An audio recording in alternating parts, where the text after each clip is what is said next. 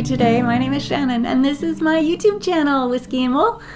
This is a new episode of Cast On With Me, where I take a deep dive into a single project and take you through my process of how I made the decisions that I made about this project, how I chose the yarn and matched it with the pattern, and all those things.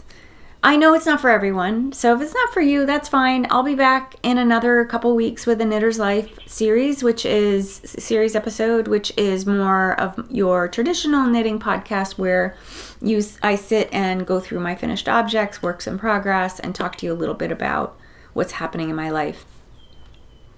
I am still recovering from a cold. I feel like I'm going back in for round 2 on this freaking cold I've had for the last since I went to Maryland Sheep and Wool, since the beginning of May. For 3 weeks, I guess. 3.5 weeks. So there may be edits because I'm coughing or blowing my nose. Things like that. I'm medicated, and I feel good. It's just, I can hear it in my voice, it's a little scratchy. So, today I'm going to talk about Hey Sailor by Andrea Mowry. This is a pattern that caught my eye when it was first published I want to say it was around August of last year or maybe early September. And I remember when it came out, I thought, I love it, but I don't want to make a short sleeve sweater right now. I was into more of the, traditional sweaters that you would wear in the fall, like fall inspired, winter inspired sweaters, because just knowing that I need a couple months to complete a project, I didn't want to, be working on a short sleeve sweater that I was going to finish in November. So I purchased the pattern because Andrea does a discount for the first week that her patterns are out if you're on her newsletter. So if you like her pattern, sign up for her newsletter. You probably already knew that. If you're new and you're new to knitting and not sure who Andrea is, check her out on Instagram or on Lavallee or whatever social media you're on. I think she's on Bluesky too a little bit. And yeah, see if you like her, sign up for her newsletter. She does have a YouTube channel as well. But anyway, I saw this pattern, purchased it, put it away, and just kept it on my mind, and really was hoping I would cast it on way before now, but so that I could wear it now.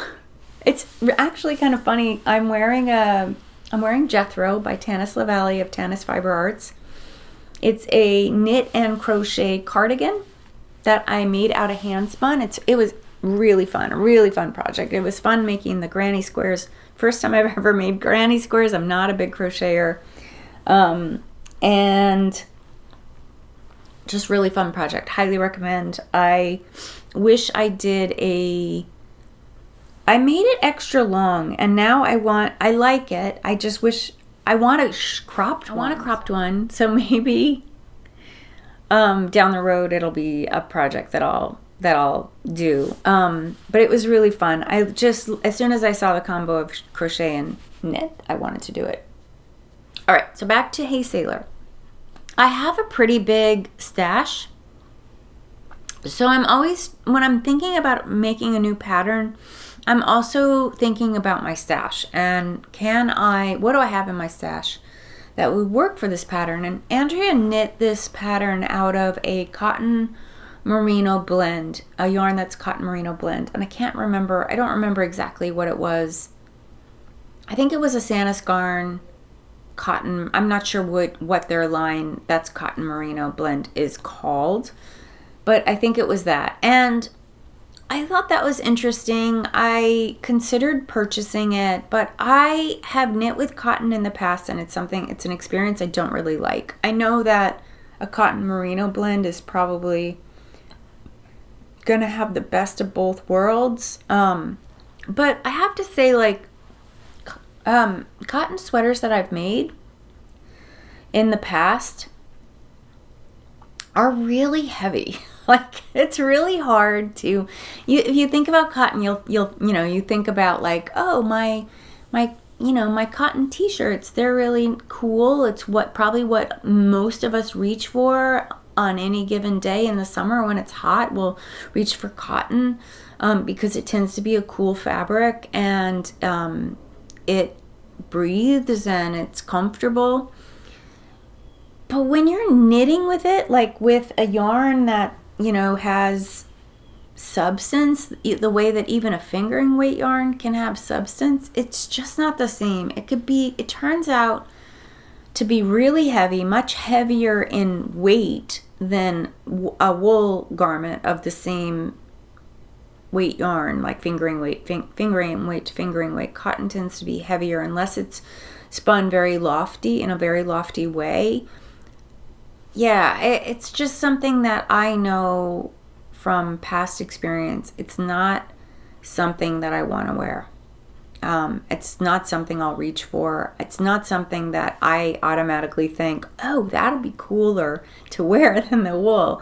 I actually think the wool is cooler because it feels lighter on your body. It's just the fuzz factor of wool. So if you can knit with a smooth wool, like superwash, for example, I know that some people don't like superwash, but superwash is very smooth, and it'll actually, to me, it feels as cool, if not cooler, than a cotton sweater of the same gauge.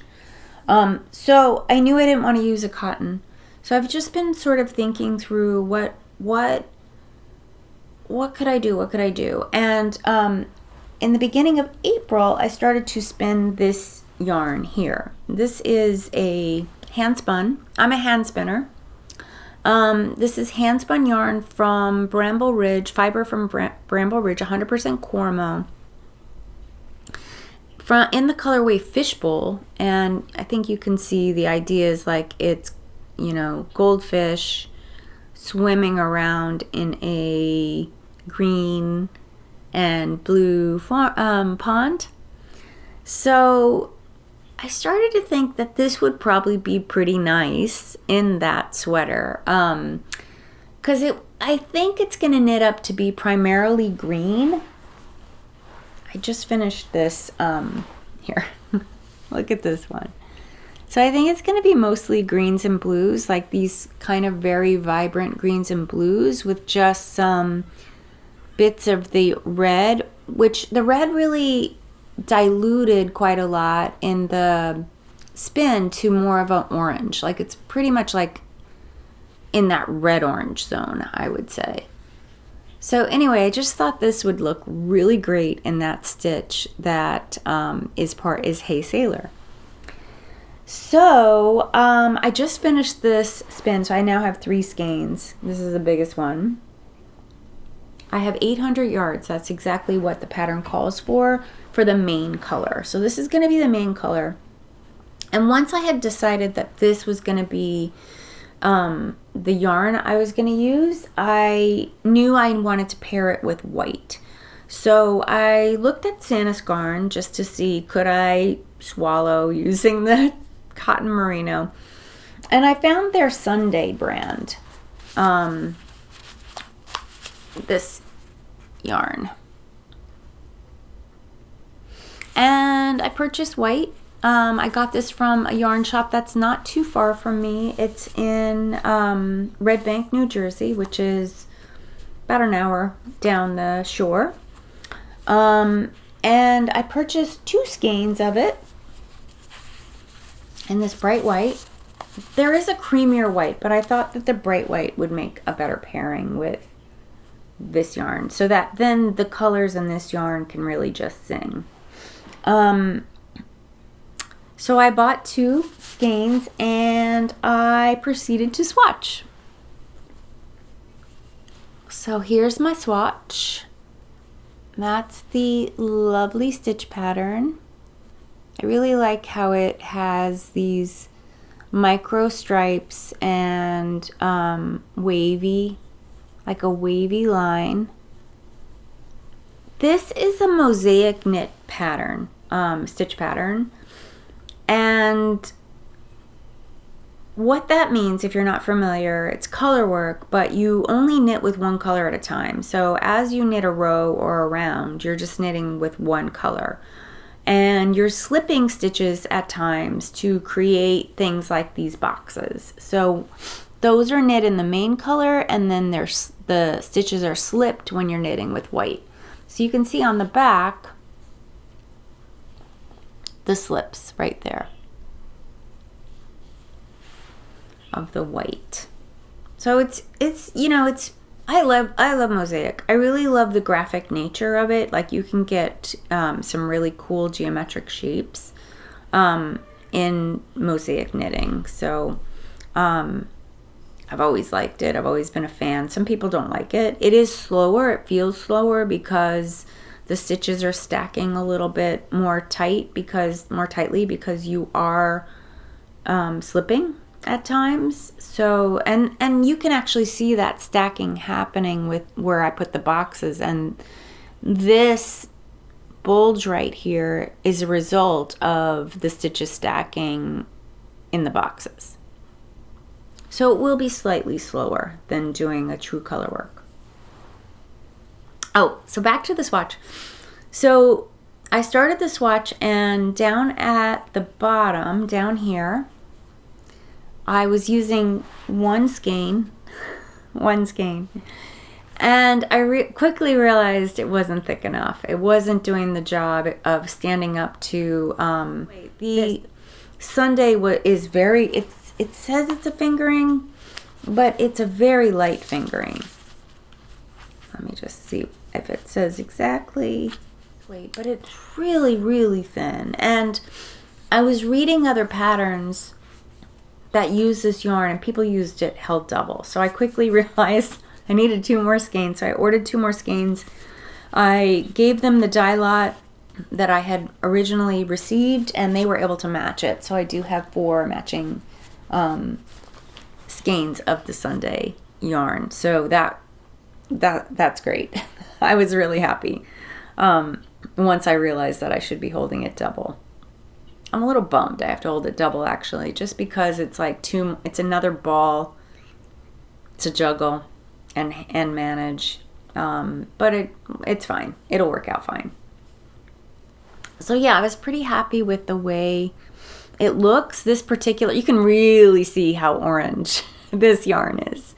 How the red that had been dyed just turned orange with all the white stretches, just really diluted the red down. I do think there are some moments in the skein, and maybe you can see it there a bit, where it's more red than what you're seeing here in this swatch. And that's fine. It's the beauty of handspun and doing a fractal handspin. So the next thing was to measure the swatch. This is knit on size 3 needles. So I think, is that a 325?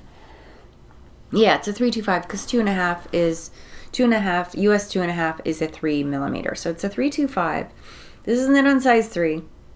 I liked the fabric that I got. It already feels pretty snug, pretty tight, pretty dense.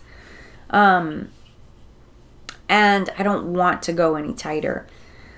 But my gauge is way off. Surprise, surprise. My gauge is always way off, it seems, unless I'm knitting a Stephen West pattern and a couple other designers whose gauge is loose. I have loose gauge, it seems, compared to many other designers or many other knitters. So I'm getting 21 stitches across 4 inches. The pattern is getting 31. Usually it's not a big deal because I can size down. So what I do, instead of sizing down my needles, I look at the measurement. I take it through a conversion. The conversion simply is take 21 stitches, divide by 4, you get your stitches per inch. It's 5 1/4 stitches per inch. And then what do I want the chest measurement to be on the sweater? Andrea calls for it to have 4 to 8 inches of ease. I'm just gonna look at my pattern for reference. She calls for 4 to 8 inches of positive ease. So I checked the dimensions of what it would be if I made the smallest size, and I would still end up with about a 48-inch chest. My chest is measuring these days 38.5 inches. So that would give me 10 inches of positive ease. My waist is pretty small compared to my chest, so I don't mind having ease in my chest. It's when it gets to be ease around my waist, it just can make me look heavier than I am. So if my waist is 26 or 27 inches, that's a 20 inches of ease around my waist. That's a lot of ease. So I tend to not have that much. I tend to lean more towards like max 6 inches of ease, positive ease in my bust area. So then at least around my waist, it's in the 15 inches or so. 4 inches of positive ease is pretty sweet for me. Like that's a good place for me to be. So I need to cast on much fewer stitches than the smallest size. So coincidentally, I was thumbing through Barbara Walker, her second treasury of knit patterns. I was actually looking for another stitch pattern. I was just looking to see if it was in Barbara Walker's one of her dictionaries.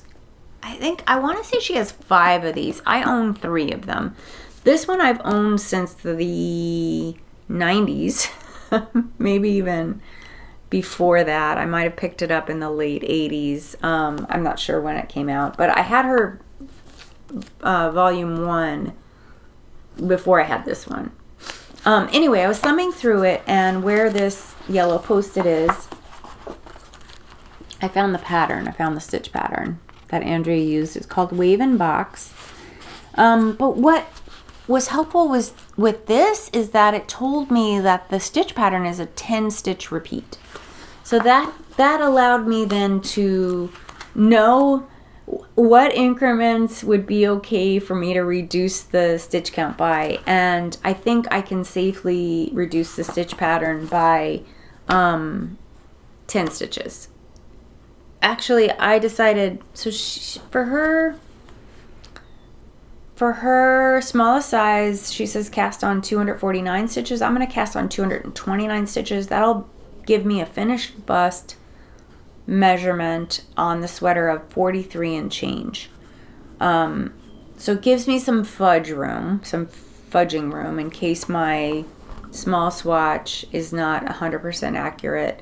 Also, what was interesting to me about this stitch pattern was that, and this yarn, is that the measurements I was getting unblocked were exactly the same as blocked. So that's really good to know. I love measuring my swatches before blocking and after, because it really is helpful when you're knitting to know how much growth you're gonna get, if any, or how your stitches are gonna change around. So knit stitches tend to be rectangular.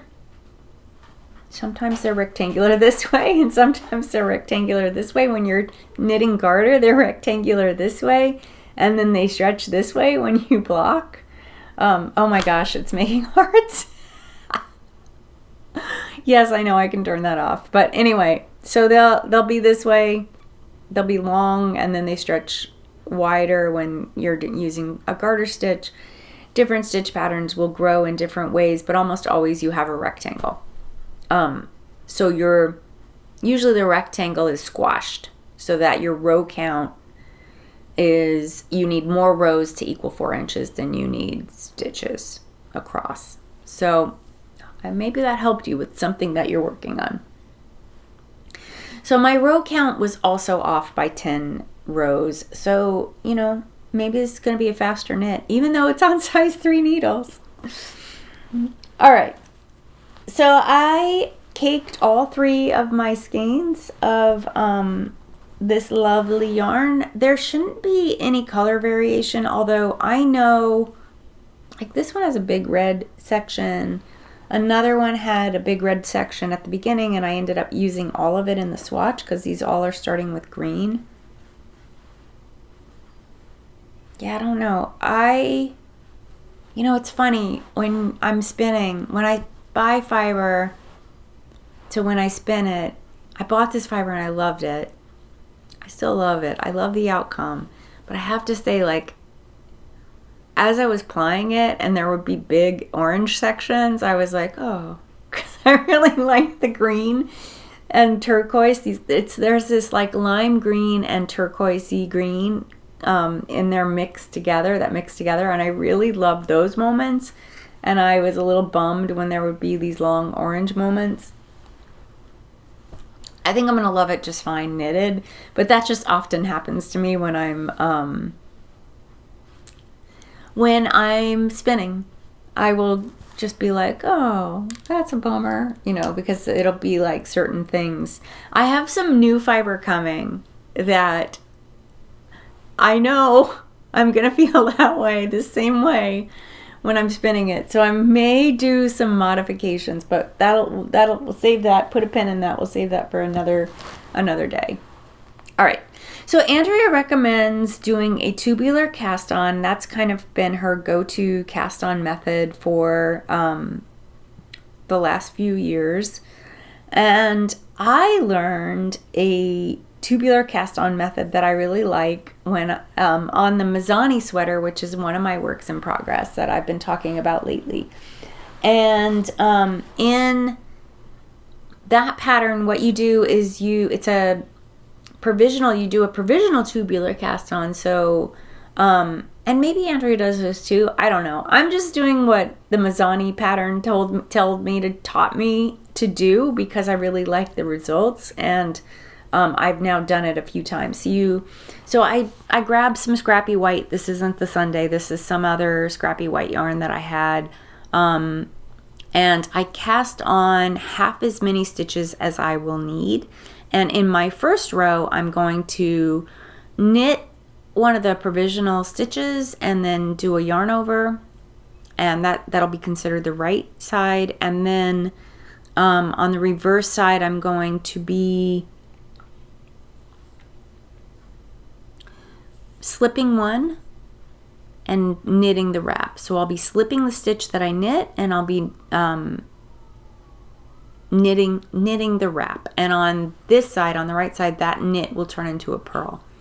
And then I'll be knitting the stitch that I knit a second time and slipping the purl stitch on the right side. And then I start just knitting and purling regularly. And then remove the provisional cast on after I knit a few rows.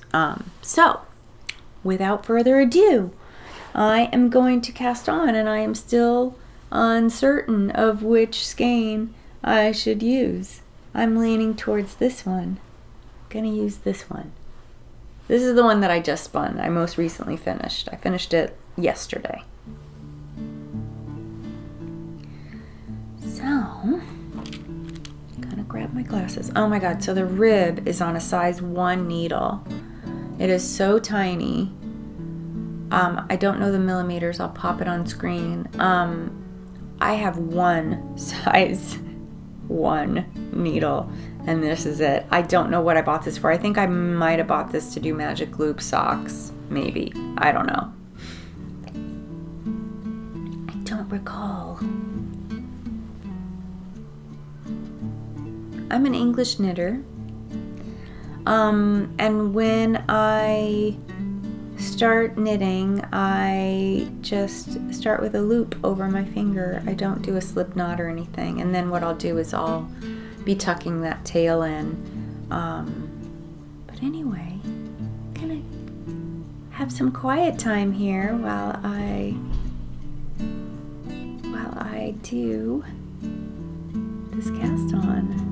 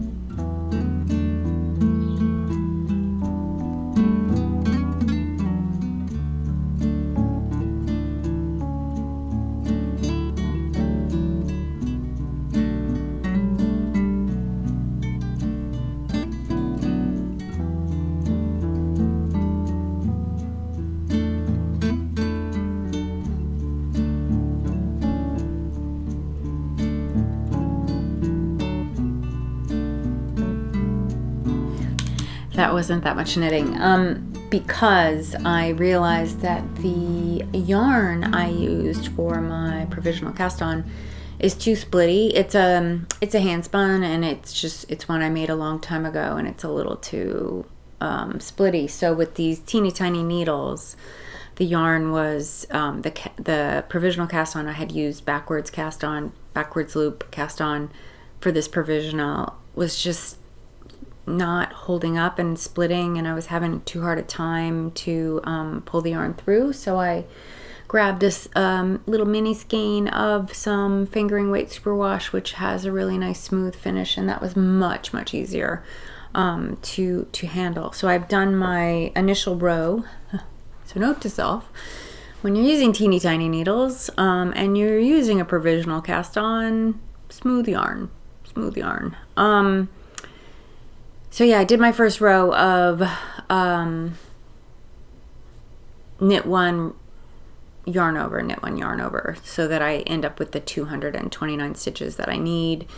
I haven't counted. I'm not going to count this time. I'm going to knit the first 2 rows and then check my stitch count. And actually, if it's off by a stitch or 2, because it'll only be a stitch or 2, if it's off by 1 or 2 stitches, I'll probably add that in the first round of, or first row of the body, when I get to the body. It's just easier that way. I don't get too fussed over stitch count unless I'm doing a pattern where it has to be even, and in this case, again, I'm not going to be off by more than 1 or 2. So if you'd like to join me for another little stretch of knitting, great.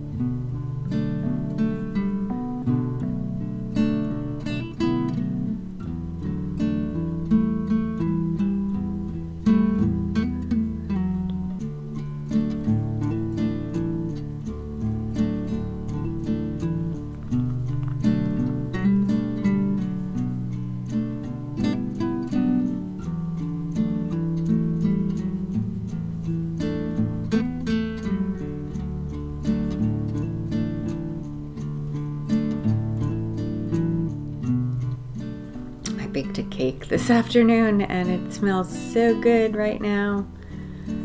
I need to have dinner though before I have any cake. It's just the recipe was just a real simple olive oil cake, but this recipe called for a mixture of almond flour and regular flour. So I'm interested to try it. I've never baked with almond flour before, so be interesting to see how that works. Oh, and I was gonna say too, I wanted to ask, going back to knitting, I have seen folks do a provisional cast on doing long tail cast on where you would hold your waste yarn and your working yarn together, and then you're able to take it out. I wanted to try it on a swatch first, and I just didn't have time to do that before I decided to film, so I didn't want to take a chance in the middle of a video. It's bad enough, some of the stuff that just happens without being able to predict all the ups and downs. So there's already enough ups and downs without me contributing to it by adding a brand new thing I've never done before. So if you do know that method and you like it, let me know. I'd love to hear how that works. If it's, then you're able to remove I think it, like, logically, when I was thinking about how the yarn goes together in a long tail cast on with using the waste yarn as your thread that makes the loop on the bottom, and then your working yarn makes the loop on the needle. I think logically it seems like it would work. It really does. So yeah, I'd be interested to hear from someone that, yes, that's how it works. And I could have used that for doing this, because I much prefer knitting the first round of the first row of long tail cast on than backwards loop. Like backwards loop is a little rough around the edges. It's easy to lose a loop, and yeah, all of that.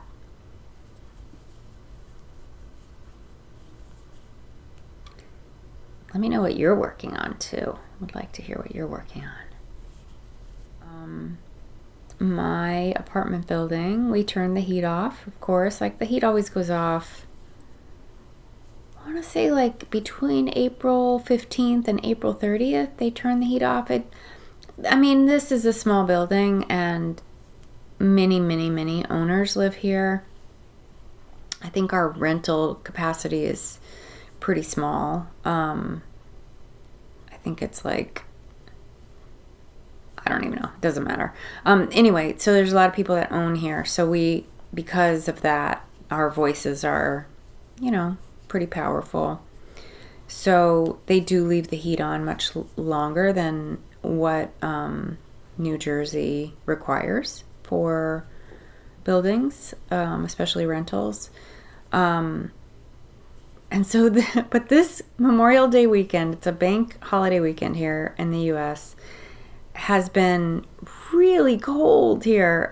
We had temperatures in the 40s at night and in the 50s, upper 50s, lower 60s during the day. Like today, right now, I think it's like 63, and it's, it's late afternoon. And it's funny, like this building, it's a brick building, and it retains the temperature. Like, so it was warm for the first couple days. It was cold, it was warm in here, but lately it's been really chilly.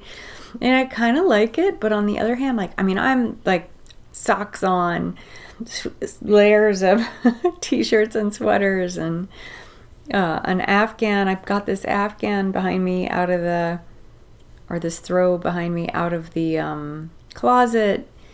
I got the cat's heating pads back out for them because it's been so chilly, and I have an extra warm woolly blanket on my bed now. I've used it for the last 3 nights because it's been so cold. But it's so interesting. Like Memorial Day, I feel like Memorial Day and Labor Day are always cold, no matter whether it's really blazing hot leading into it or not. It's pretty interesting. But this is like exceptionally cold. Usually we get up into the 70s. I think tomorrow, Memorial Day, it's Sunday of Memorial Day weekend. Tomorrow is the actual bank holiday, that it will be in the low 70s, I think. So I'll be sure to open up my windows and help the apartment warm up because it will hold on to those cooler temperatures for a few days, even after it warms up, which is pretty interesting. But of course I did bake. I thought to myself, it's a perfect time to bake because it's so cold. It'll warm the apartment up, and it did warm it up a little bit. My apartment always warms up in the afternoon because I get the afternoon sun pretty strongly. But yeah, super interesting. I hope this means we're going to have a little bit on a cooler summer, because it can get really hot and humid here, which feels great at first, but then it's like it starts to, like everything just starts to wear you out.